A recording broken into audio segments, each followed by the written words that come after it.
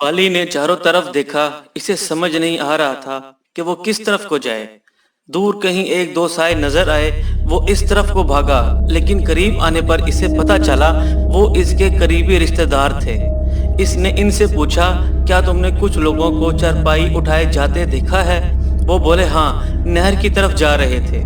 बाली रुके बगैर नहर की जानिब भागा, लेकिन वो ये नहीं जानता था कि ये रमजान के प्लान का एक हिस्सा था।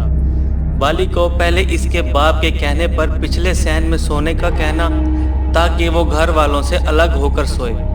फजलू का इसकी तरफ भेजना, यानी कि फजलू का शादी में होना, और अब बाली को मुखालिफ सिमत में गाइड करना और अपने शिकार को बड़ी ही चालाकी से हासिल कर लेना।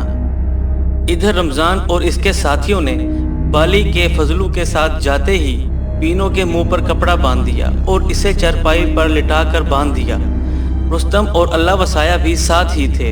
रमज़ान ने इन्हें जल्दी करने का कहा और चारपाई को घर के दूसरे हिस्से में जानवरों के कमरे की तरफ ले गए और छुप कर खड़े हो गए। इसी दौरान बाली को धोखे के जरिए नहर की जानिब भेज दिया गया। अब आसानी से वो पीनो को मुखालिफ सिमत ले गए।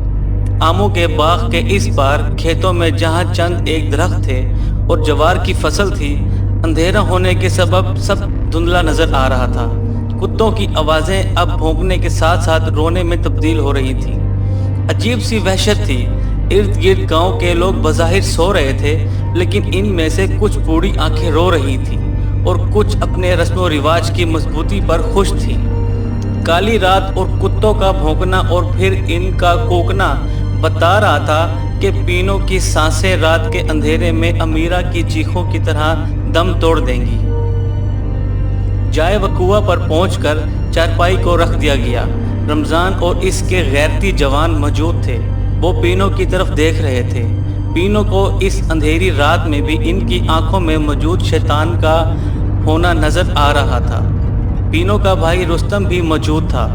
पीनो ने भाई की तरफ देखा। इसे अमीरा याद आ गई।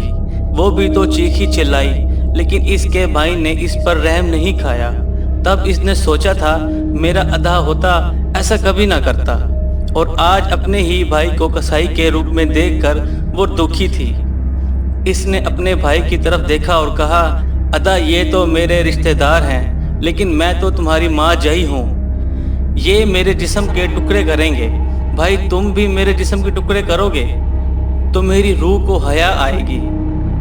फिर इसने रमज़ान की तरफ देखा और बोली, मामा तुमने तो मुझे मारना ही है, तो बस एक वास्ता देती हूँ, मेरे भाई को ये गुनाह ना करने दो। तुम लोग खुद ही मुझे मार दो। मुझे मालूम है मेरे भाई के हाथ कांपेंगे। इसने भाई की तरफ देखा, जिसने अपने आंसू छुपाने के लिए अपना चेहरा दूसरी जानिब कर लिया। रुस्तम की ये हालत देखकर रमज़ान गड़बड़ा गया और रुस्तम से पूछा, तुम क्या कहते हो? रुस्तम ने कहा, मामा खुदा की कसम ये सच कह रही है। अगर इसका सिर्फ गला घोंटना होता तो मैं कब का कर चुका होता मजबूर होकर, लेकिन अब इसके जिस्म के टुकड़े टुकड़े करने की बात आई है और दिल निकालने की बात आई है। ये मुझसे नहीं होगा।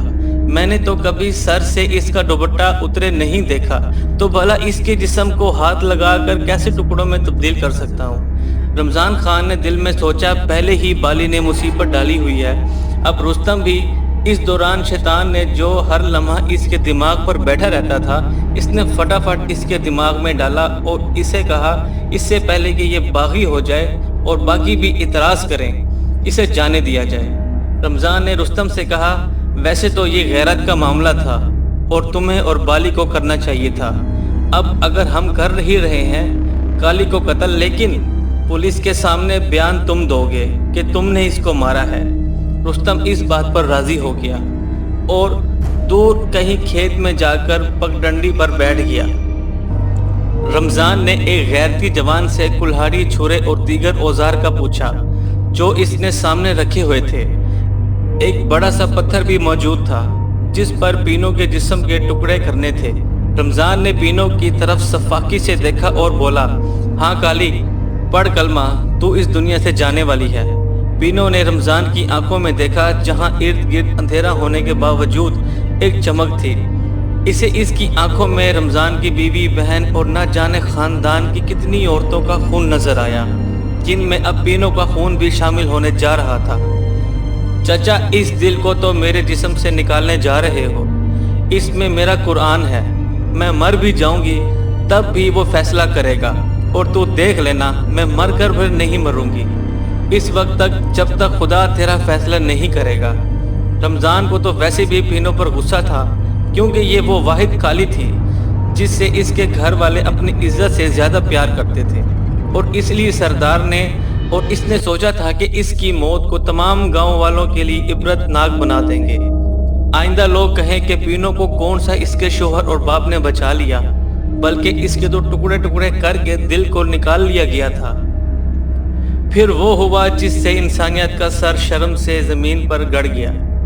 انسان کے اس ظلم پر ہوا حیران ہو کر ساکت ہو گئی، اور پھر پاگل ہو کر بپھرنے لگی اور چیخنے لگی۔ اس کالی رات میں کتوں کے رونے کے بھونکنے کے ساتھ ساتھ ہوا کا شور بھی شامل ہو گیا۔ یوں لگتا تھا سب چرند پرند بین کر رہے ہوں اور انسان کے اس عمل پر خدا کو پکار رہے ہوں۔ خوش تھا تو رمضان اور اس کا ساتھی شیطان۔ یقیناً اس وقت اس جگہ پر شیطانوں کی بہت بڑی پارٹی ہو رہی ہوگی۔ نہ جانے کس کس ملک کے شیطان بادشاہ یہ نظارہ کرنے آئے ہوں گے۔ آخرکار ان کا دشمن خود کو ہی خود کاٹ رہا تھا۔ یقیناً پینو کے جسم کے ہر ٹکڑے پر شیطان کو وہ فتح ملی جو اسے فرعون کے زمانے میں بھی نہ ملی تھی۔ ہوا کا شدت سے چلنا اور کتوں کا بھونکنا، اور وہ بھی مسلسل، اور پینو کی سانسیں ختم ہو چکی تھیں۔ پھر فضا میں یہ چیخوں کا ہونا ماحول کو اور ڈراؤنا کر رہا تھا۔ رمضان کے ساتھی گھبرائے ہوئے تھے۔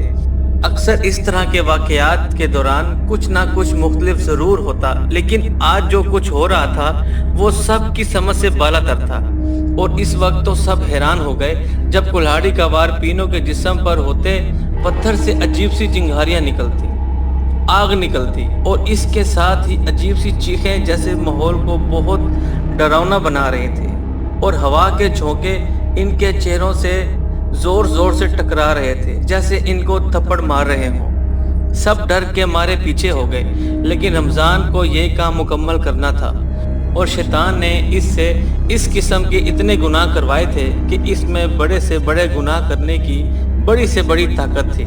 اس نے پینو کے جسم کے ٹکڑے ٹکڑے کر کے بوٹیاں بنا دیں، اور اس کے دل کو اپنے ہاتھوں میں لے کر اپنے ڈرے ہوئے ساتھیوں کو دکھاتے ہوئے بولا، ہاں بھائی دیکھ لو کالی کا دل، یہ سردار بھی دیکھے گا تو خوش ہو جائے گا، چلو اٹھاؤ اب ٹکڑوں کو۔ رب نواز کا بھائی اس تیز آندھی اور اندھیرے میں بڑی مشکل سے پہنچا اور اطلاع دی کہ بالی نہر پر آپ لوگوں کو ڈھونڈ ڈھونڈ کر دوسری جانب چلا گیا ہے۔ رمضان نے ساتھیوں کو نہر کی طرف چلنے کا اشارہ کیا۔ نہر پر رمضان نے اپنے ہاتھوں سے پینو کے ٹکڑے نہر میں ڈالے۔ آج نہر بھی جیسے غصے میں تھی یا پھر دکھ میں، خوب شور تھا پانی کا۔ رستم وہاں پر بھی دور کھڑا رو رہا تھا۔ اسے یاد تھا پینو بچپن میں نہر میں آنے سے ڈرتی تھی، پھر رستم اسے اپنے کندھے پر بٹھا کر اندر لے آتا اور وہ کہتی، ادا مجھے ڈبو گے تو نہیں؟ اور وہ کہتا کبھی نہیں، اور اسے تیرنے کی پریکٹس کراتا۔ پھر تو پینو نہر سے باہر ہی نہیں نکلتی تھی، اور جب اماں اسے گھر جانے کا کہتی تو وہ کہتی، اماں مجھے نہر پر بہت مزہ آتا ہے، دل چاہتا ہے دن رات اسی میں ہی رہوں۔ اور اماں کہتی، ہاں اگر ڈبو کر لے گئی تو پھر پتہ چلے گا۔ اور پینو کہتی، میرا آدھا مجھے بچا لے گا۔ رستم نے روتے ہوئے سوچا، ڈبو دیا آج میں نے اپنی بہن کو، شاید پوری زندگی خود کو معاف نہ کر سکوں۔ اس کے اندر عجیب کشمکش تھی۔ شیطان اسے دلاسے دیتا کہ تو کیا کر سکتا تھا، ویسے بھی تو انہوں نے اس کو مار ہی ڈالنا تھا۔ رمضان نے اپنے خون آلود ہاتھ اور اوزار نہر پہ ہی دھوئے۔ فضا میں ابھی بھی چیخوں کی آوازیں تھیں جو سب نے محسوس کی تھی۔ مرغ کی بانگ کی آوازوں نے تھوڑی دیر چیخوں کو بند کیا۔ گاؤں میں مرغ کی اذان کے ساتھ تقریباً سب اٹھ جاتے۔ کوئی اس ویران مسجد کی طرف آتا تو کوئی حقہ جلاتا، اور عورتیں بھی کچھ نماز پڑھتی اور کچھ جانوروں کو چارہ ڈالنے اور دوسرے کاموں میں لگ جاتی۔ عام طور پر پرندوں کے چہچہانے، ٹیوبل کی آوازوں سے اور گائے بھینسوں اور بکریوں کے چارہ مانگنے کی آوازوں سے ہی صبح کا آغاز ہوتا، لیکن آج سب کچھ برعکس تھا۔ آندھی تھی کہ بڑھتی جا رہی تھی، مٹی دھول نے بینائی روک دی تھی، درختوں کے پتے ہوا میں اڑتے پھر رہے تھے، درخت ہل ہل کر پاگل ہو رہے تھے۔ یہ سارا شور مل کر عجیب سی چیخیں بنا رہا تھا۔ ہوا میں یوں لگتا تھا جیسے آگ کے گولے گھوم رہے ہوں۔ ہر بندے کے منہ سے استغفر اللہ نکل رہا تھا، سوائے ان چند انسان نما شیطانوں کے۔